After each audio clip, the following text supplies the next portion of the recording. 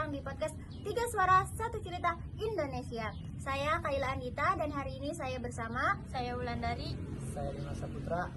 Di episode kali ini kita akan ngobrol tentang perjalanan masa Orde Baru dan reformasi.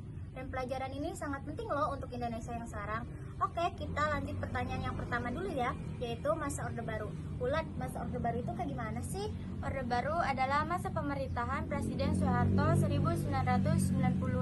Di masa ini pembangunan ekonomi jadi fokus utama, banyak infrastruktur dibangun, tapi kebebasan berpendapat dibatasi dan kekuasaan pemerintah sangat kuat.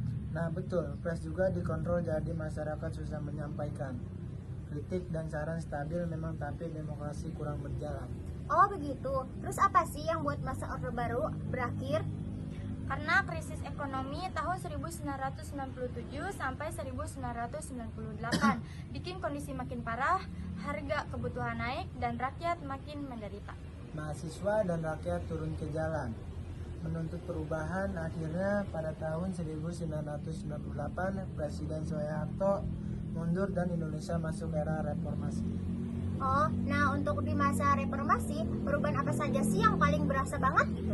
Perubahan demokrasi mulai terbuka, pemilu dilakukan secara langsung dan rakyat pun punya suara.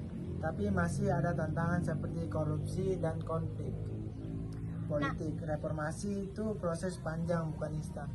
Nah, jadi lewat 3 cerita kita bisa lihat satu cerita Indonesia. Bahkan kekuasaan harus diawasi dan suara rakyat itu penting banget loh. Nah, sejarah ngajarin kita supaya tidak mengulangi kesalahan yang sama. Dan terus berusaha bikin Indonesia menjadi lebih baik. Terima kasih sudah mendengarkan podcast Tiga Suara Satu Cerita Indonesia. Sampai jumpa di episode selanjutnya. Bye!